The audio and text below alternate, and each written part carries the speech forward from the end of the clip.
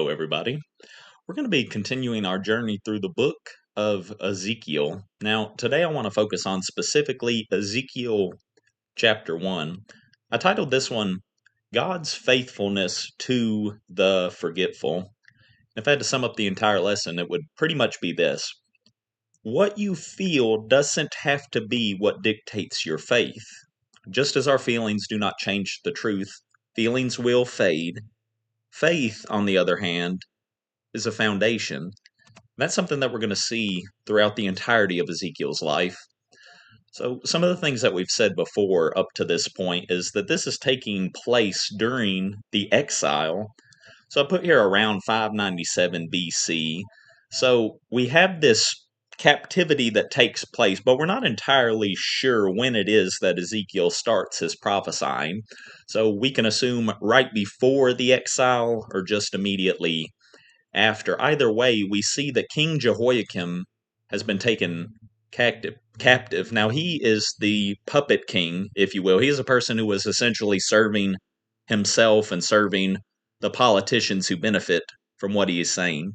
But notice it says this, despite being in the land of the Chaldeans. So, chapter 1 starts off this way. It says, in the 30th year, in the 4th month, on the 5th day of the month, as I was among the exiles. Again, you get this picture of the context in which Ezekiel finds himself. It was the 5th year of the exile of King Jehoiakim. The word of the Lord came to Ezekiel, the priest. So we see here right off the bat that Ezekiel had this profession as a priest, even though this exile is taking place. The hand of the Lord was upon him there. Now, if you're going to start a book of the Bible, and if you're going to face a very difficult life, it's very important that the hand of the Lord be upon you. So, chapter 1 is a very difficult and a very strange chapter. It describes this vision, essentially, that Ezekiel has. He describes a stormy wind, these four different living creatures with multiple faces. The imagery, as chaotic as it is, really sets the tone for Ezekiel's message that he's going to have to carry out to his people. So you got to ask yourself, what is the purpose of this chaotic vision? Essentially, what you see here is even if you find yourself in exile, if you are the remnant of God's people, He is faithful to keep His covenant. But not only that, we serve a holy God who will put judgment on those who deserve it. We see this call for hope, but we also see a God who is not going to share His control. The vision of God's glory. Again, we're going to see a few different aspects of how God displays himself here. So, again, this stormy wind. Now, this isn't a description that's specific to Ezekiel, it's one that we see multiple times throughout the Old Testament. It's this great cloud, it's this brightness, it's this fire imagery. And essentially, what you see is power in the midst of darkness and despair. Again, the four living creatures themselves. It says that they have the faces of a human, a lion, an ox, and an eagle. A very unique design. It says that it got four wings, calf like feet.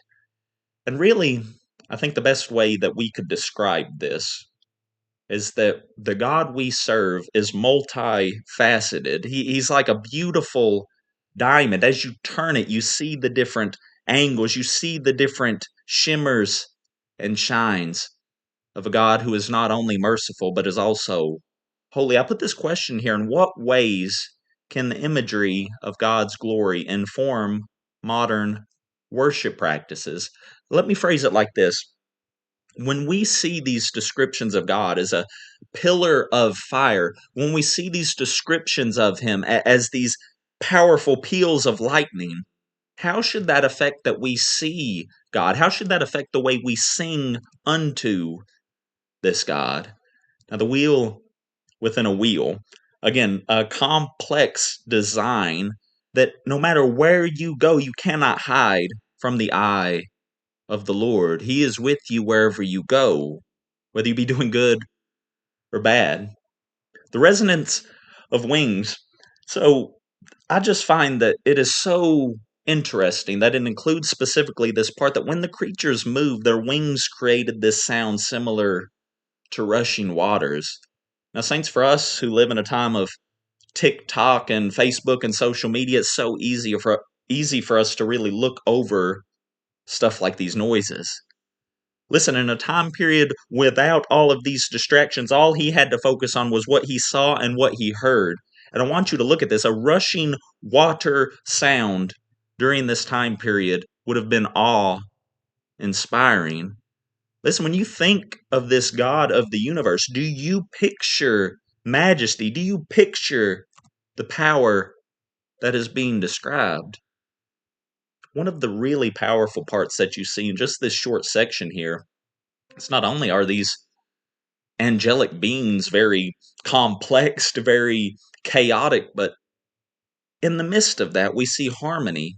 It says that they're guided by the Spirit and they did not turn as they move. It essentially is emphasizing that they are powered by God's will in whatever they are carrying out in all of their actions and movements.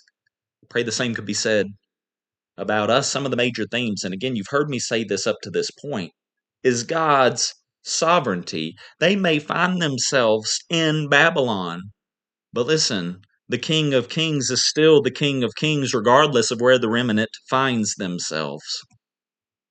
Theophany and holiness. Theophany is just a fancy theological term which means an appearance of God, a visual representation of God, usually within the Old Testament. The overwhelming vision of God's glory in Ezekiel shows this holiness. It shows this power of a transcendent God who is able to step into this reality that we live. And listen, the reason why that is so powerful is because if all you serve is an esoteric idea of God, that will do you no good when you find yourself in the genuine trenches of life.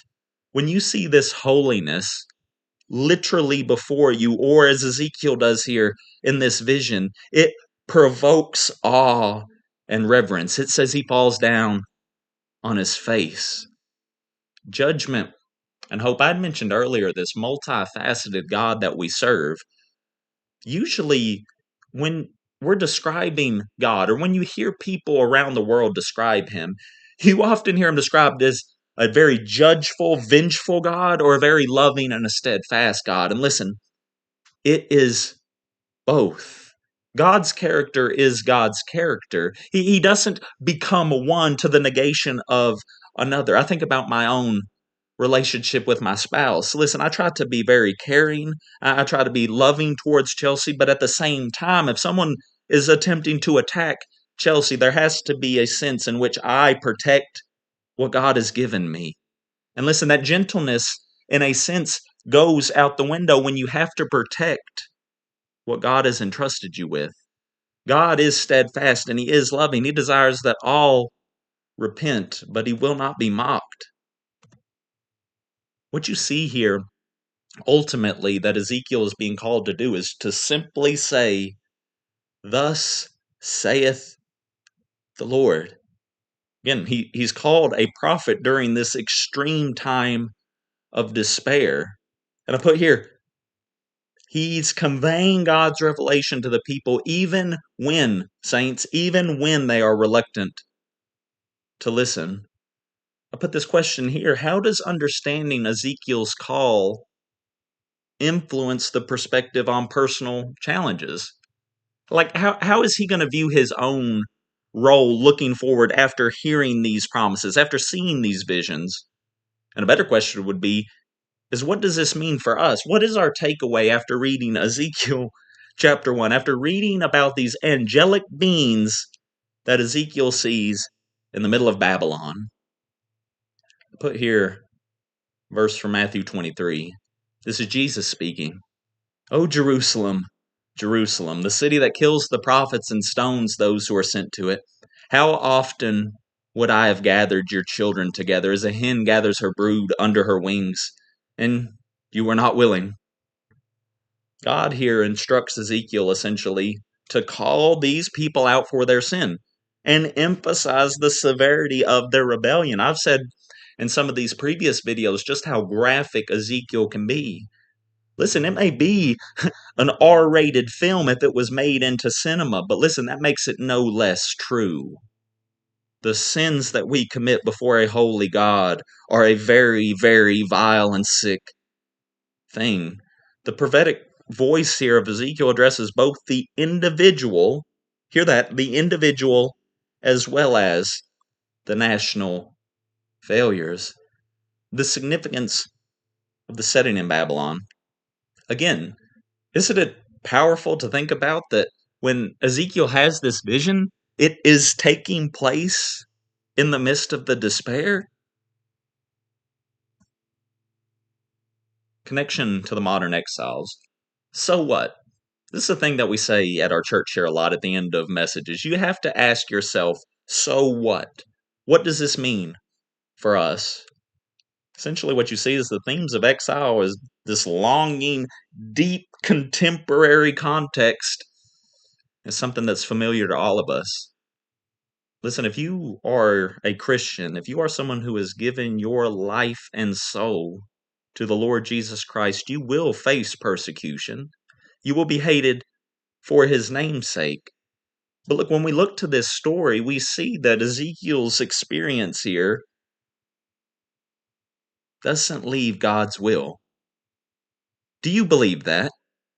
Because I'm convinced that if Ezekiel did not have the faith to believe that God could do the things that he said he would do, there is no way, shape, form, or fashion he would have been able to tell such a hard-hearted people what was going to come. You got to ask yourself, question number 3 here to close this out, how might the themes of judgment and restoration apply in today's society? What can we learn from this book of Ezekiel? What do we learn about a Christian who finds himself in a countercultural world still serving the Lord of the universe? This is how the chapter closes out. Like the appearance of the bow that is in the cloud on the day of rain, so is the appearance and brightness all around. He's describing the God that he sees in this vision, and this is how he wraps it up. Such was the appearance of the likeness of the glory of the Lord. And when I saw it, I fell on my face and heard the voice of one speaking. Listen, as we close out chapter 1 here, I want us to be reminded that what you feel doesn't have to be what dictates your faith. Ezekiel here is called and commissioned by God. He's given this vision that to him in the moment may not make a whole lot of sense. God doesn't need to show you the full picture in order for you to have faith, saints. He just needs to show you the first step, and you have to be faithful to believe that he will show you each and every step after that. He is faithful to show in Ezekiel, and he will be faithful to reveal it to us as well.